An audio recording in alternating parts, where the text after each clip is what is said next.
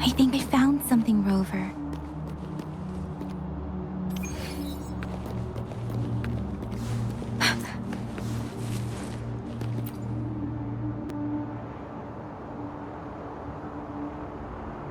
Ritualistic wooden plaques.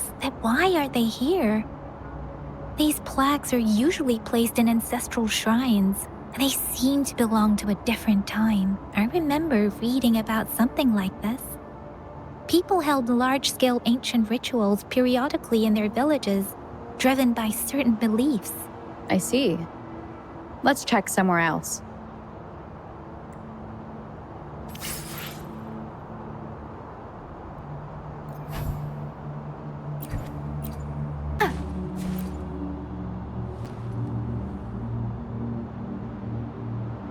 Watch out! Something's not right. Why wouldn't it attack us? Brother. Help. Help. Brother. Brother. Help. Help. Help. Help. It seems to only repeat these lines.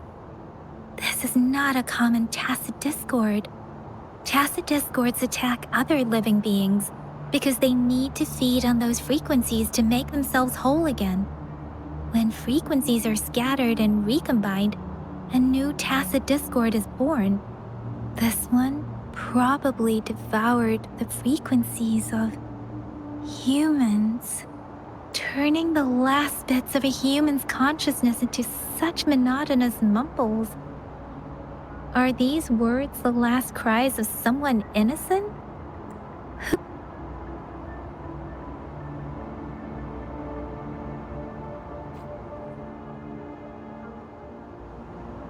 I'm sorry. No, that's beyond my ability. I just sensed some complex feelings from it. A mixture of deep sadness and eager anticipation. Rover? I think I know what's going on here. It seems to be begging for help, but it's not asking us to help it. I can sense the pained cries of this tacit discord. No, the cries of this whole village. The village is crying, waiting for rescue.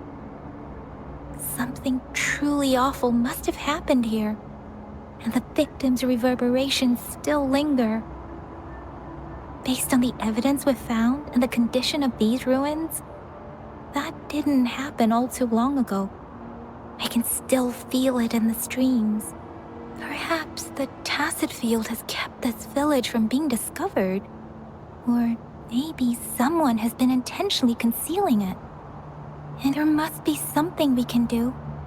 We may find the victims nearby. I can feel someone connected to what happened here is still close. This place is dangerous. I'll inform Chuzia about what happened here.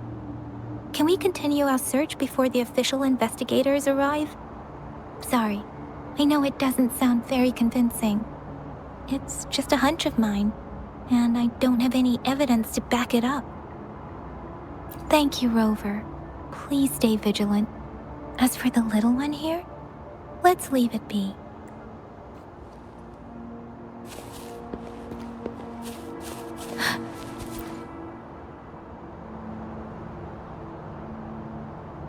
The area is a mess, but it doesn't look like a war zone. Someone was hurt and dragged away. Look, there are many footprints here. These are traces left by a fight. Someone was injured. These cards. I see. The Fraxidus is likely behind it all. The Fraxidus? Yes.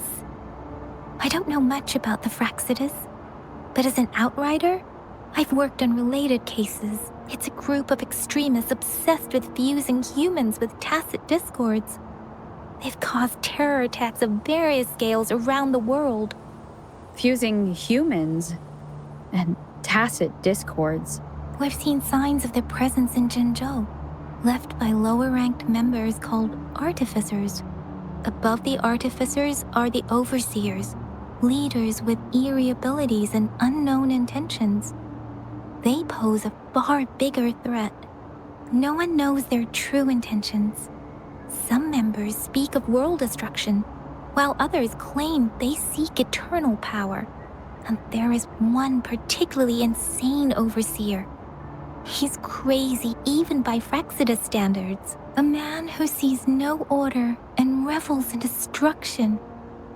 I've seen similar cards in the physical evidence file of the Frexidus-related cases. They belong to this one overseer I'm talking about. They call him Scar.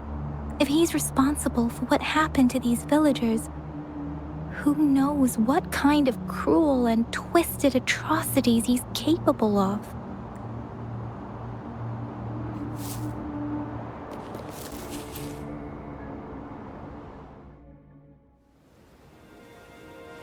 Huh?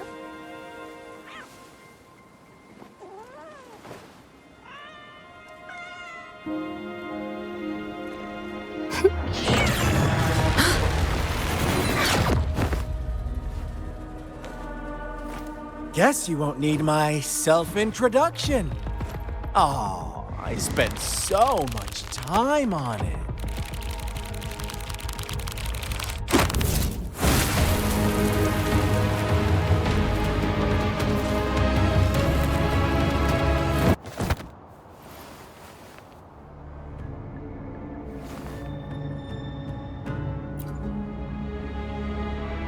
If you need to hear it from me, then yes, I am Scar, cruel and twisted maniac.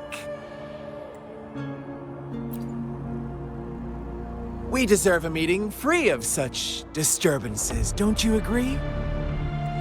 The girl, she's gonna sway your judgment.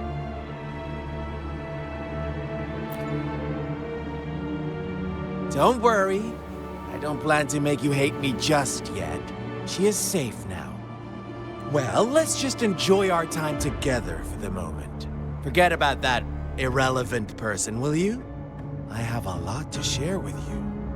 To begin with, I heard you've lost your memories.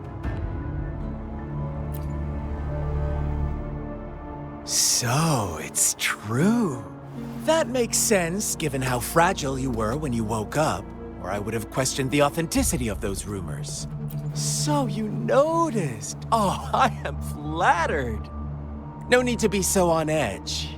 By now, you should have realized I'm just one of the onlookers.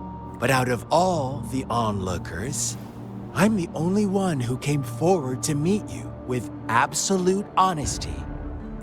Before you knew anything about this world, you were already the center of conflict.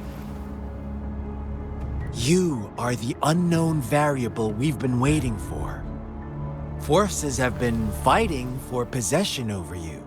From the moment you opened your eyes, everyone you've met, including that girl you care so much about, they all knew how valuable you are. The world is a cruel place. You are a living, breathing person, but you're just a pawn to many.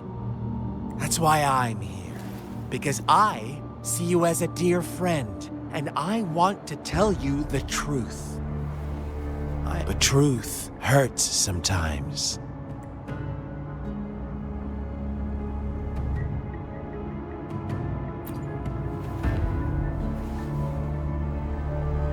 You could say I'm looking forward to your choice. My goal is simple. I just want to deepen our mutual understanding, nothing more. Come on. Observe the surroundings a little more and tell me what you see. As you learn more about this world, your true desires will surface. And our little game will become even more entertaining. And before that, I don't want anyone to disturb my precious alone time with you. That's all. Why do you have to assume we are... Maybe you should be asking me what actually happened here. I won't tell you everything just yet. That's too boring. As I said, why don't you take a look around and see for yourself? So go ahead. What do you see?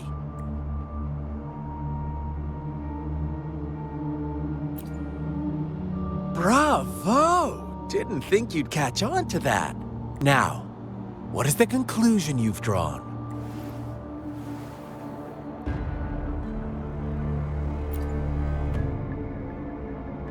How typical. The age-old tale of savage wolves and helpless lambs. Good and evil as clear as day. It's a tired story that people cling to in their mundane lives. Oh, how it keeps them in check. But let me ask you this. Do you truly believe the real world can be that simple? Let me give you a couple more tips. The truth is far more complicated than you think. First, who are the players in our tale? An innocent girl, a revered leader, and a flock of simple villagers. Next, what makes up our main plot? False devotion, fleeting kindness, collective deceit, senseless killings, and the one vulnerable soul pushed onto a path of destruction by the masses. Now, Rover, the story is yours to spin. I'm eager to hear your version after you've learned more.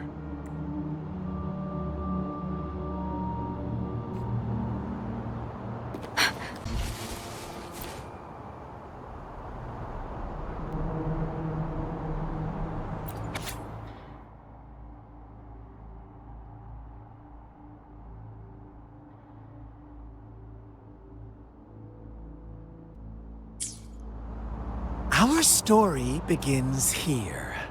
Once upon a time, in a peaceful village, lived a flock of carefree lambs.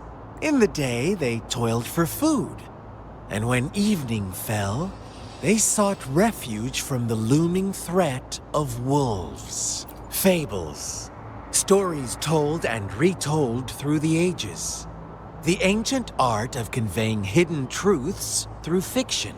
But they always draw from real life, don't they?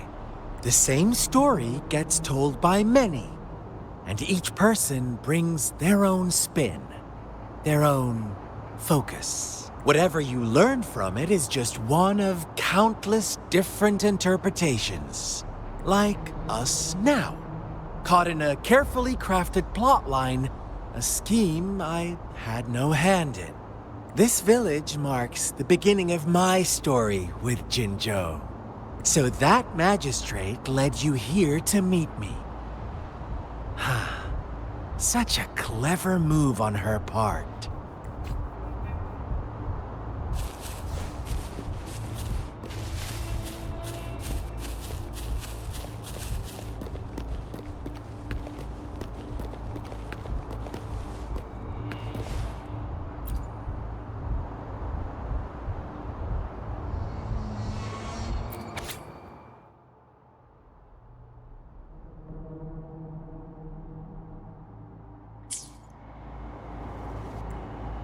One day, a shepherd visited the village. The shepherd brought them promises of abundance and protection. The lambs, drawn in by his words, soon lived in comfort and security. Nope, quite the opposite. The shepherd's arrival is only the beginning. With a wave of his hand, the shepherd could grant their every wish.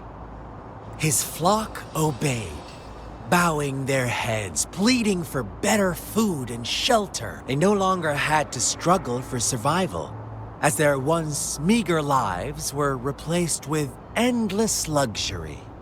The flock worshipped their shepherd-turned-god, praising him and holding him in the highest regard.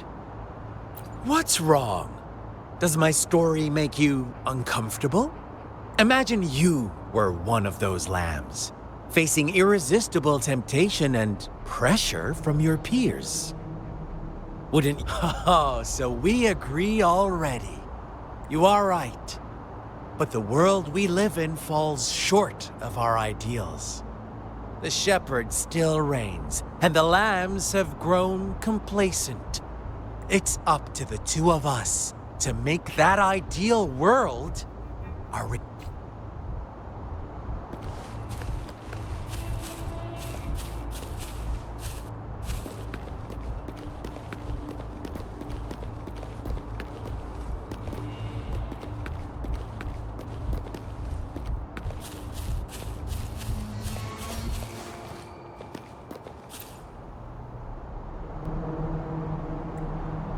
The lambs reveled in endless bonfire parties, celebrating their new god every night. Except the one little black lamb. As each night passed, it was the only one to notice how its flock was dwindling away. Rover, do you think someone would give you what you want without taking anything from you? I once believed that too. Thought as long as I paid a high enough price, I could get my desired outcome. But true equality is scarce, always has been. The world was never a fair place. Wouldn't you agree? To receive equal retribution, one must give more, and more, and more. When every wish comes with a hefty price, people weigh their options carefully. When they can make someone else bear the price, they all rush to make more wishes. They don't consider they too may one day pay for another's selfish desire. Funny, isn't it?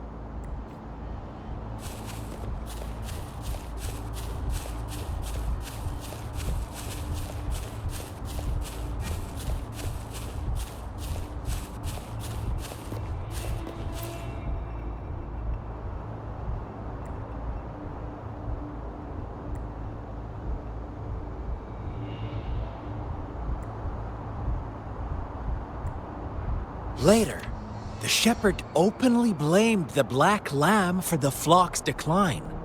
On the next day, the white lambs welcomed the rising sun as usual, but the black lamb was nowhere to be found. The shepherd introduced an unspoken rule to this village. One that our black lamb violated by telling the truth. Suddenly, the once doting god stopped fulfilling wishes because no more sacrifices were being made. After witnessing the black lamb's actions and hearing from their almighty shepherd, what do you suppose the white lambs did? Those oblivious lambs. Little did they know the most fearsome demon was right under their noses.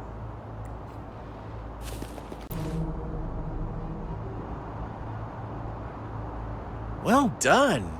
You didn't let any details slip. Now, I wonder, what is your takeaway from this story?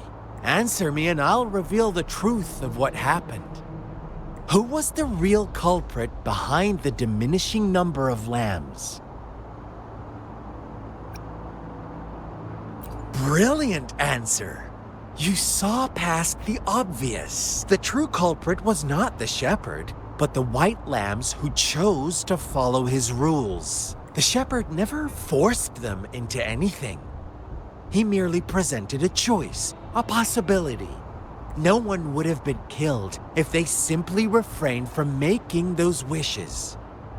Their greed and indifference were the cause of it all. Now, my second question. What price did the lambs pay for their wishes? But that's why they wanted it in the first place. Why would they trade their wealth for a wish when they were risking their lives for it anyway? Here's my final question. Don't rush, Rover. Take your time. What is the truth you've uncovered?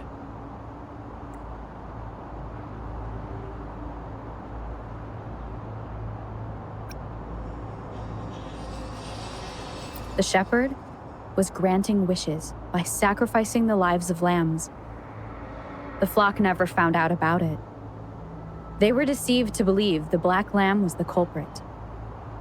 Almost there, Ro.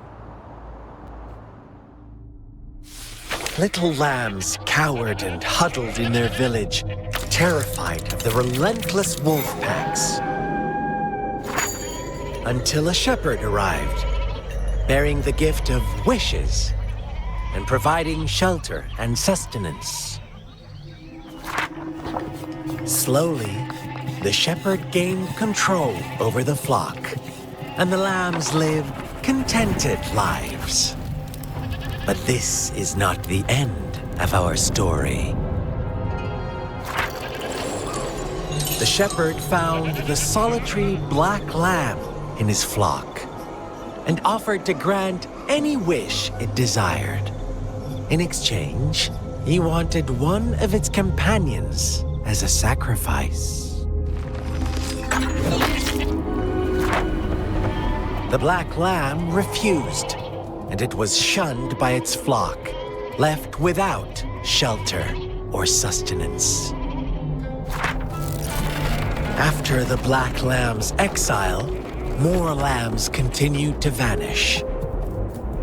The shepherd then blamed the black lamb for breaking the rules and withheld his wish-granting power as punishment.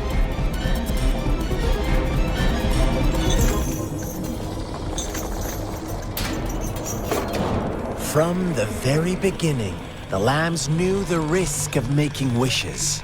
They too could become sacrifices for those of others. But they always believed it wouldn't be them. Meanwhile, some lambs reasoned that since they had already risked being sacrificed for someone else's wish, it was then only fair to pass on that risk for a chance at fulfilling their own desires. And so they continued to play the game. They all knew the consequences, but chose to remain silent. Fearful, yet greedy, they followed the shepherd's orders and made wishes again and again, until one day, a brave black lamb spoke up, shattering the flock's facade, their illusion of a peaceful and happy life.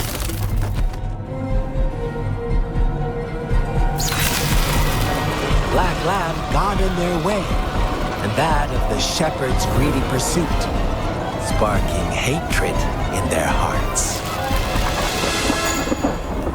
Suddenly, they could no longer ignore the blood and ashes of past sacrifices littering the ground.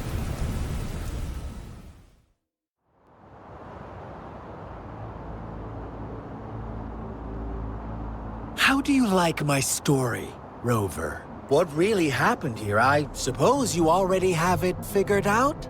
The black lamb who rebelled against the rules, and the white lambs who succumbed to their greed. The innocent maiden sacrificed, and the villagers who turned on each other in a ruthless frenzy. They had it coming. All the shepherd had to do was execute the rebel. That's how he kept the flock in check and maintained the status quo. Fun answer, but no. Not even close. I was never the shepherd. Never will be. You and I, we are the black lamb. Interesting, Rover. I'm liking you more and more. Well then, let's see if this black lamb is going to end up like you say.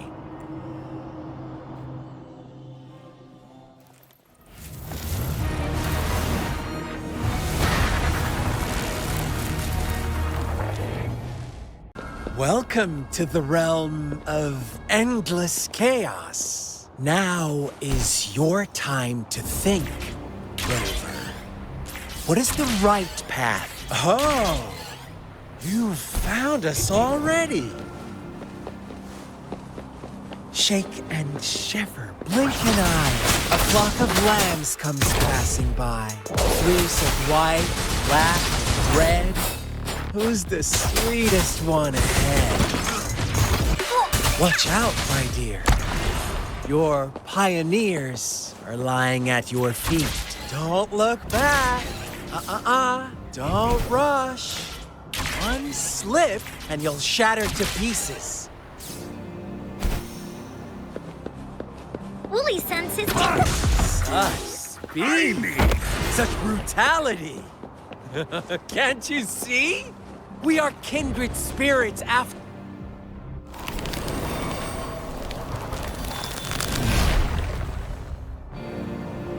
Tell me, do you want to be the rule-setting shepherd or the rule-breaking black lab?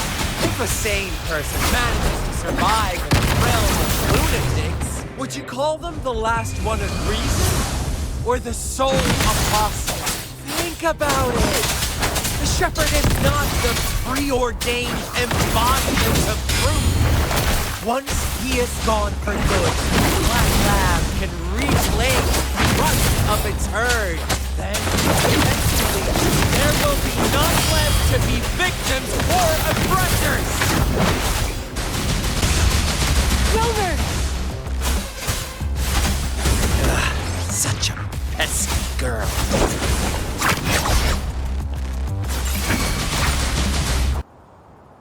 Rover? Rover!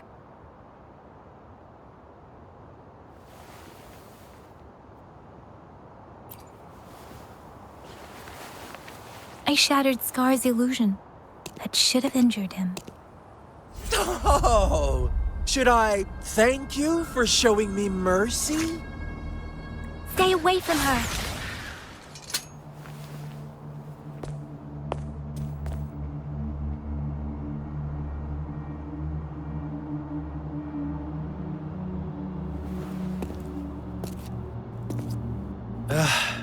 Didn't you promise to leave me some alone time with Rover? With one condition. I do hope you haven't let that slip from your mind. Don't let your improvisation trouble others. Look at you, rushing in to protect your precious, perfect movement. No worries. I know all the do's and don'ts. I don't need you to tell me what to do. Rover, it seems our happy little date must come to an end. But don't forget my sincere reminders. Let me know what you choose. An unexpected gift? An honest and open exchange? Or a highly risky gamble? The choice is yours. I know how smart you are. You won't make a hasty decision. We'll meet again in the not-too-distant future. They're gone. Should we go after them? No. Don't worry. I'm okay. Scar's resonance abilities appear to involve teleportation and the manipulation of space. He trapped me in confinement, and I could only sense that it wasn't far from here. It took me some time to break that barrier. Sorry, Rover. If only I could have reached you sooner. Huh? Why are you here, little one? I've never seen any tacit discord display such vivid emotions. The brother had mentioned. Could it be... Yes, that is a possibility. Since Scar had been here before, let's talk about it later. Rover, can you fill me in on what happened?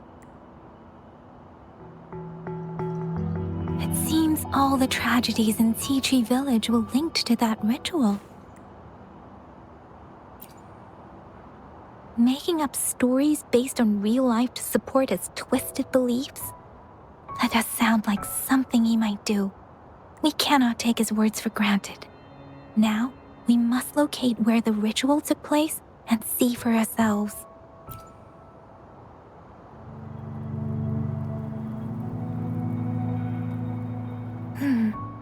What's the matter? Two distinct frequencies of tacit discords. I see. I can feel it in the streams. Over there. Follow me. In the south.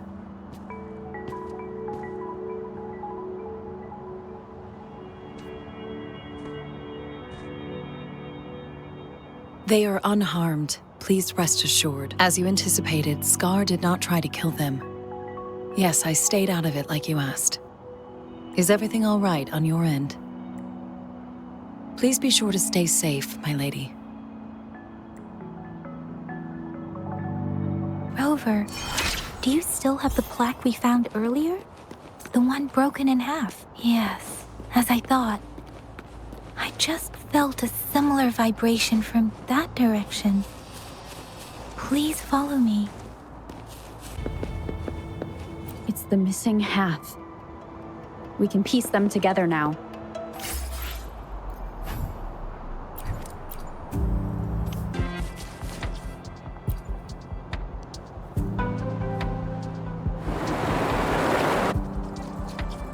Look, the water is going down.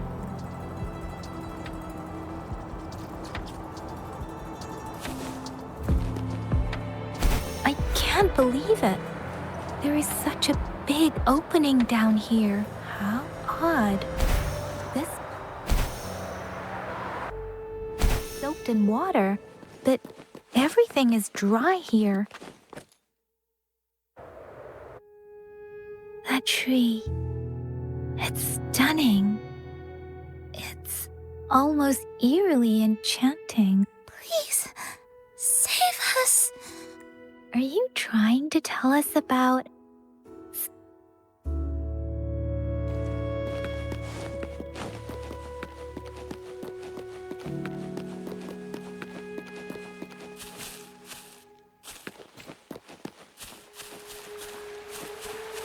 Where did it go? Oh, is that a diary?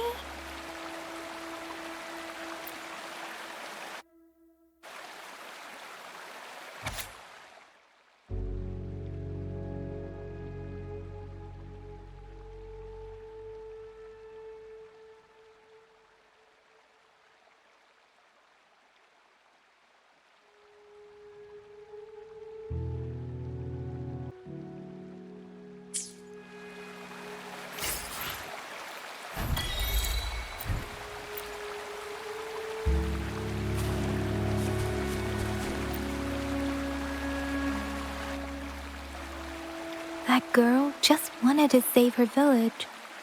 But those sacrifices didn't lead to redemption. I guess the tacit discord we saw stayed here to convey her last wishes. Please excuse me. It's getting a bit too cold here. Can we head back now?